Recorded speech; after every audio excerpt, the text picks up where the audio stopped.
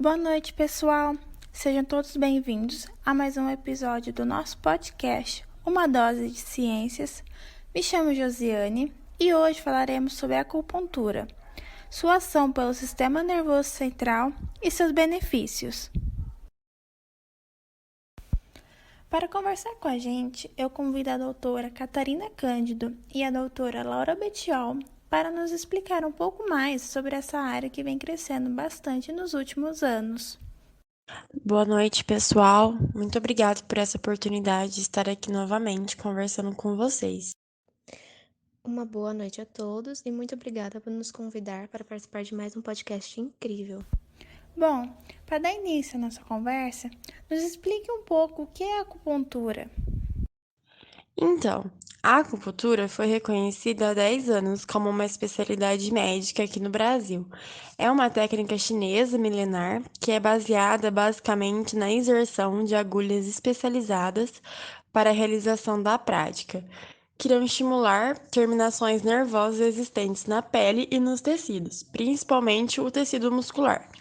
Esses estímulos, eles vão seguir pelos nervos periféricos até o sistema nervoso central, que é a medula e o cérebro, córtex pré-frontal e hipotálamo, que acaba estimulando a liberação de diversas substâncias químicas, que são os neurotransmissores, que desencadeia assim diversos efeitos, como analgésicos, anti-inflamatórios e relaxante muscular, além de ações moduladoras sobre as emoções, sistema endócrino e imunológico, assim conseguindo restabelecer a saúde do corpo do paciente.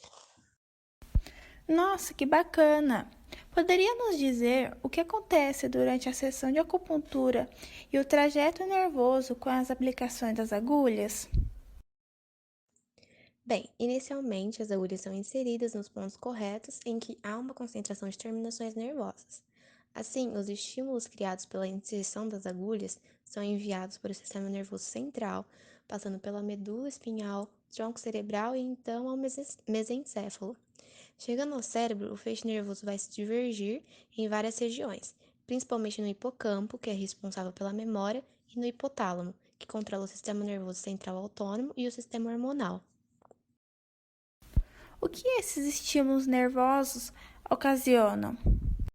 Durante esse trajeto, esses estímulos possibilitam que diversas substâncias sejam liberadas, ocasionando o mecanismo de ação da acupuntura, como os neurotransmissores, por exemplo, que são os responsáveis por captar o estímulo inicial e repassar a informação para o sistema nervoso central, os peptídeos opioides, que é a encefalina, dimorfina e beta-endorfina, que são os responsáveis por bloquear a entrada de estímulos dolorosos, e as monoaminas, que um exemplo disso seria a serotonina, noradrenalina, distamina, dopamina e a histamina, que também estão relacionados à neurotransmissão dos estímulos, podendo ser tanto excitadas como inibidas e agindo em vários níveis, como neural, medular e central, auxiliando na diminuição das dores e nos processos anti-inflamatórios também.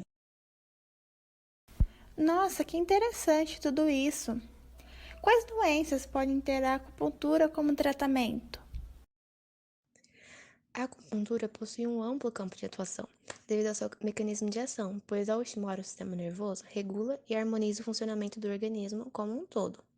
Tem-se observado grande eficácia no tratamento de inúmeras doenças, tanto neurológicas como dor crônica, enxaquecas, insônia, psiquiátricas, como dependência do fumo, álcool e outras drogas, compulsão alimentar, síndrome do pânico e depressão, ortopédicas, como artrite reumatoide, dores de coluna, dor devido à osteoporose, respiratórias, como tosse, asma, bronquite, e digestivas, como gastrite e úlcera, entre outras. A acupuntura também é fortemente usada na medicina veterinária para o tratamento de sinomose em cães.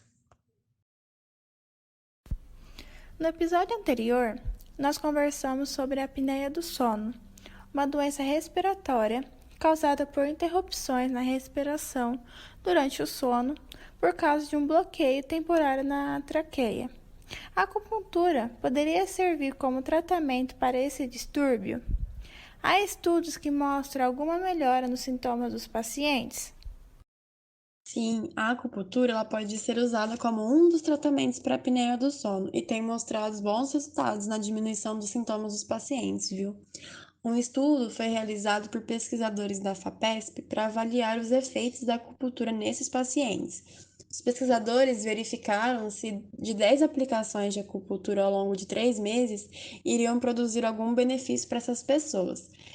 Então, eles separaram em 3 grupos portadores de apneia. O primeiro grupo foi o grupo não tratado. O segundo recebeu as aplicações das agulhas, mas em pontos falsos. E o terceiro recebeu aplicações nos pontos corretos. Após 3 meses, eles reavaliaram os pacientes e perceberam que o grupo que não recebeu tratamento apresentou agravamento dos sintomas. O segundo grupo relatou que o sono havia melhorado, porém o exame que mede a atividade elétrica do cérebro não confirmou os resultados.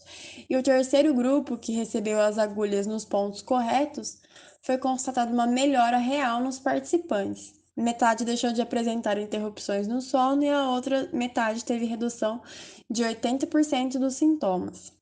Então, com essa pesquisa, dá para concluir que a liberação e a ação da serotonina está associado ao fortalecimento dos músculos da traqueia, promovendo uma melhora dos sintomas recorrentes da apneia do sono. Nossa, que bacana! A acupuntura vem crescendo e sendo cada vez mais popular no Brasil. E agora vemos que tem muitos motivos para que isso continue e aconteça. Obrigado por participarem conosco e nos esclarecer sobre o mundo da acupuntura. E obrigada a todos por nos ouvirem sobre mais um tema. Uma boa noite e até o próximo episódio. Tchau! Uma boa noite a todos e muito obrigado pelo convite. Muito obrigada, boa noite a todos, abraço.